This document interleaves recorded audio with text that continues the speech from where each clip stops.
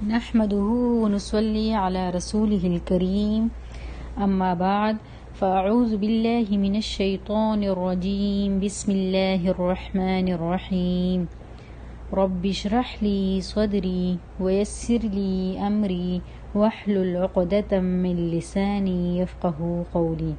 السلام علیکم ورحمۃ اللہ وبرکاتہ. کیسی آپ سب سسٹر؟ امید کرتی ہوں ایمان اور عمل کی بہترین حالتوں میں ہوں گے انشاءاللہ تعالی. آج ہم تجوید کا 6 نمبر لیکچر پڑھیں گے انشاءاللہ تعالی. پچھلا لیکچر 5 نمبر لیکچر ہم نے شبہ مستعلیہ کے بارے میں پڑھا تھا. شبہ مستعلیہ کے 2 حروف کے بارے میں ہم نے پڑھا تھا، الف کے بارے میں اور لام کے بارے میں، کہ کن کن حالتوں میں ان کو موٹا پڑھیں گے اور کن حالتوں میں باریک پڑھیں گے. آج ہم شبہ مستعلیہ کے را کا قاعدہ پڑھیں گے. اس میں جو را کا قاعدہ رہ گیا تھا تو را کا قاعدہ پڑھیں گے، اور ایک اور قاعدہ ہم پڑھیں گے غنّے کے بارے میں کہ غنّہ کسے کہتے ہیں. ٹھیک ہے، تو چلو شروع کرتے ہیں کہ غنّہ شروع کرتے کہ را کا کیا قاعدہ ہے، را کے کیا احکامات ہیں. یہ اس وقت ہوتا ہے جب را سے پہلے حمزۃ الوصل آ رہا ہوں. اب عارضی کسرہ کیا ہے، یعنی کہ ہم خود سے وہ کسرہ لگا رہے ہیں، خود سے ہم اس کو زیر لگا رہے ہوں، تب جو ہے ہم را کو موٹا پڑھیں گے. حمزۃ الوصل ابھی تک آپ لوگ نے نہیں پڑھا، انشاءاللہ یہ بھی پڑھ لیں گے تو آپ لوگ کو اس ٹائم پھر بہت سمجھ آ جائے گی کہ حمزۃ الوصل کیا ہے. کافی لوگوں کو تو سمجھ آ گئی ہوگی، سمجھ آتی ہوگی کہ حمزۃ الوصل کون سا حمزہ ہوتا ہے. یعنی کہ وہ حمزہ جو خالی حمزہ ہوتی ہے، اس کے اوپر صاد سا ہوتا ہے چھوٹا، اور اس پہ ہم زبر زیر پیش خود لگاتے ہیں، وہ حمزۃ الوصل ہوتا ہے.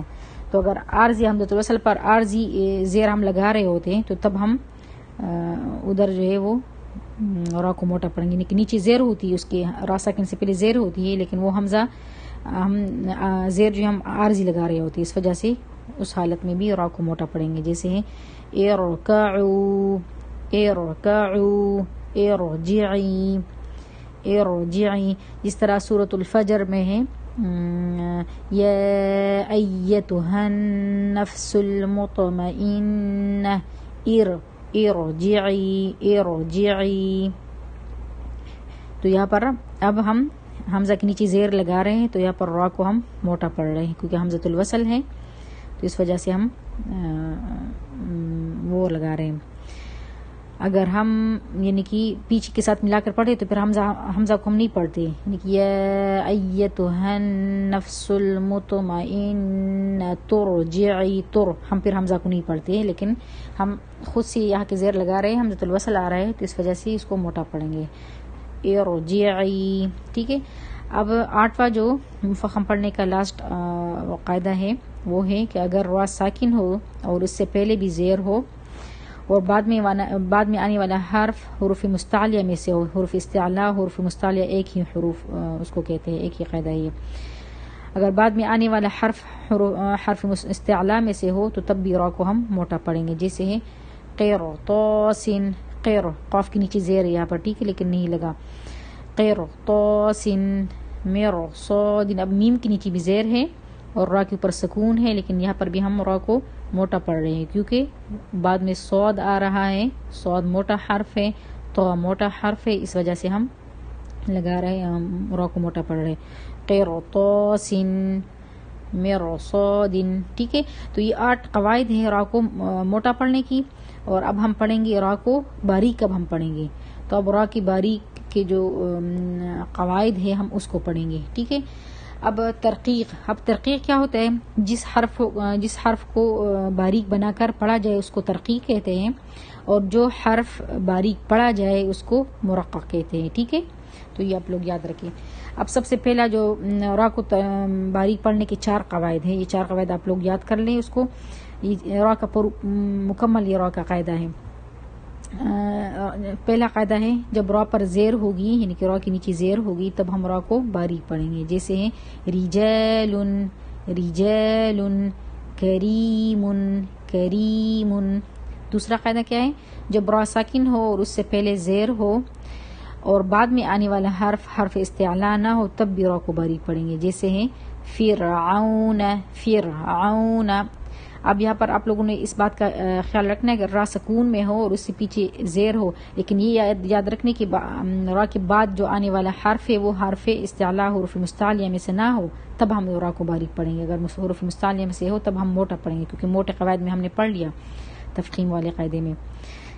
تو یہاں پر یہ بات یاد رکھنی ہے. جیسے فرعون، فردوسی. ٹھیک ہے. اب تیسرا کیا قاعدہ ہے را کو ترقیق کے ساتھ پڑھنے کا؟ جب را ساکن ہو اور اس سے پہلے یا ساکن آ جائے، یعنی کہ را ساکن ہو اس سے پہلے یا ساکن آ جائے، تب بھی را کو ہم باریک پڑھیں گے. ٹھیک ہے. جب را سکون میں ہو اور اس سے پیچھے یا ساکن آ جائے، یعنی کہ یا کے اوپر سکون آ جائے، تب اگر اس کے پیچھے زبر بھی ہو، پیش بھی ہو، تب بھی ہم را کو باریک پڑھیں گے. یہ آپ لوگ یاد رکھیں. اب جیسی مثال ہے خیر. اب یہاں پر کیا ہے؟ را سکون میں ہم وقف کر رہے ہیں، یا ساکن ہے، پیچھے تو زبر ہے، لیکن تب بھی ہم را کو باریک پڑھ رہے ہیں، کیونکہ یہ باریک را کے باریک والے قاعدے میں یہ ہیں. ٹھیک ہے. خیر، خبیر، خبیر. ٹھیک ہے. ابھی چوتھا قاعدہ جو ہے را کو ترقیق کے ساتھ پڑھنے کا، وہ ہے جب را ساکن ہو اور اس سے پہلے حرف بھی سکون میں ہو، اس سے پہلے حرف بھی سکون. خیر، خبیر، خبیر. ٹھیک ہے. ابھی چوتھا قاعدہ جو ہے را کو ترقیق کے ساتھ پڑھنے کا، وہ ہے جب را ساکن ہو اور اس سے پہلے حرف بھی سکون میں ہو، اس سے پہلے حرف بھی سکون ہو، تو اس سے پہلے ہم دیکھیں گے اگر زیر ہوگی تب را کو باریک پڑھیں گے. جیسے ہے سحر، سحر. اب را سکون میں، حا سکون میں، اور اس سے پیچھے سین کے نیچے زیر ہے، تو اس وجہ سے را باریک پڑھی جا رہی ہے. جیسے ہے سحر، سحر. ابھی یہ آپ لوگ تفخیم کے ساتھ اور ترقیق کے قاعدے میں آپ لوگ یہ بات یاد رکھیں کہ جب ہم کسی حرف کو موٹا پڑھ رہے ہوتے ہیں تو ہماری آواز جو ہے وہ منہ کے اندر زیادہ تر ہوتی ہے، منہ بڑا بڑا ہوتا ہے، زبان کی جڑ اٹھ رہی ہوتی ہے اور آواز اندر تقریباً ہوتی ہے، تو اس وجہ سے وہ موٹا پڑا جاتا ہے. اور اگر ہم نے باریک پڑھنا ہو را کو، یا جو بھی باریک حروف ہے، اس میں آواز جو ہے پورا باہر کی طرف نکل رہا ہوتا ہے، منہ اسمائلی پوزیشن میں ہوگا، کھلا ہوگا. اور یہ آپ لوگ یاد رکھیے اس میں مفخم اور مرقق حروف میں. تو ابھی ہم پڑھیں گے غنہ کے بارے میں، کہ ہمارا جو دوسرا ٹاپک ہے اس ویک کا، کہ وہ غنہ کے بارے میں. تو غنہ کے بارے میں ہم پڑھیں گے. اب غنہ جو ہے، غنہ کسے کہتے ہیں؟ تو اب غنہ کی لغوی معنی ہے بن بناہٹ کے ہیں. غنہ کی لغوی معنی کس کے ہیں؟ بن بناہٹ. جس طرح اکثر آپ لوگوں نے سنا ہوگا کہ جو شہد کی مکھیاں جو بن بنا رہی ہوتی ہیں، تو اسی کو غنہ کی ساؤنڈ ہوتی ہے. اور اصطلاحی تجوید میں نون مشدد اور میم مشدد کی آواز کو ناک میں لے جا کر ہولڈ کرنے کو، تھوڑا سا روکنے کو غنہ کہتے ہیں. یعنی کہ جو آواز ناک سے آتی ہے تو وہی غنہ ہوتا ہے، لیکن ناک سے جو آواز آتی ہے اس کو غنہ کہتے ہیں. ابھی غنہ جو ہے وہ 2 حروف میں ہوتا ہے، 2 حروف میں غنہ ہوتا ہے. وہ کون کون سے حروف؟ نون مشدد اور میم مشدد. مشدد کیا ہوتا ہے؟ یعنی کہ تشدید، شد. یہ 3 ڈاٹس والا، 3 نوکوں والا جو وہ ہوتا ہے، اس کو تشدید کہتے ہیں، شد کہتے ہیں. اور جس حرف کے اوپر یہ ہو تو اس کو مشدد کہتے ہیں، نون مشدد اور میم مشدد. اب اس کی مثالوں سے آپ لوگ اس کی پہچان کر لیں کہ کس طرح ہوگا غنہ. جس طرح ہے ان، عم، عم. اب دیکھو ہم نون جب پڑھ رہے ہوتے تو اس کے اوپر تشدید ہے، تو ہم آواز ہماری ناک سے آ رہی ہے، اور وہ جو ہے ہم تھوڑا سا روک رہے ہیں، 2 سیکنڈ یا 3 سیکنڈ ہم روک رہے ہیں، تو تبھی ہمارا غنہ. آواز ہماری ناک سے آتی ہے، اور ان میں ہماری زبان جو ہے وہ تالو کی طرف چپکی ہوتی ہے. ان، عامہ. عامہ میں پھر میم ہونٹوں سے ادا ہوتا ہے، تو ہمارے ہونٹ بند ہوتے ہیں، آپس میں چپکے ہوتے ہیں ہونٹ، اور آواز ہماری ناک سے آ رہی ہوتی ہے، ہم تھوڑا سا ہولڈ کر رہے ہیں. عامہ. ٹھیک ہے. ان، عامہ. تو یہ ہو گیا آپ لوگ کا غنہ.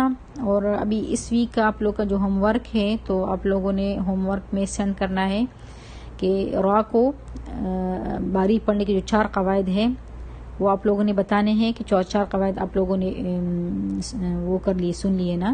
تو اس کو یاد کر کے آپ لوگوں نے ہوم ورک میں وہی 4 قواعد بتانے ہیں. اور دوسرا آپ لوگوں نے بھیجنا ہے کہ جتنے قواعد آپ لوگ ابھی تک پڑھ چکے ہیں تو اس کو مد نظر رکھ کر سورہ ناس کی تلاوت کیجیے. سورۃ الناس کی تلاوت آپ لوگوں نے کرنی ہے اور را کو باریک پڑھنے کے 4 قوانین جو آپ لوگوں نے سنے ہیں اس کو آپ لوگوں نے وہ سنانی ہے کہ را کو کن کن صورتوں میں باریک ہم پڑھ کے. بلکہ جو پہلا والا کویسچن ہے تو آپ لوگ اس کو کاپی پر نوٹ کر لے اور ساتھ آڈیو بھی سینڈ کر لے تو صحیح رہے گا. اور جو دوسری وہ ہے آپ لوگوں نے سورۃ الناس کی تلاوت کرنی ہے. ٹھیک ہے، امید ہے آپ لوگ کو یہ قاعدہ سمجھ میں آ گیا ہوگا. اللہ تعالیٰ ہمیں قرآن کو سمجھنے کی، اس پر عمل کرنے کی اور آگے پھیلانے کی توفیق عطا فرمائے. وآخر دعوانا ان الحمد للہ رب العالمین. سبحانک اللہم وبحمدک، اشہد ان لا الہ الا انت، استغفرک واتوب الیک. السلام علیکم ورحمۃ اللہ وبرکاتہ.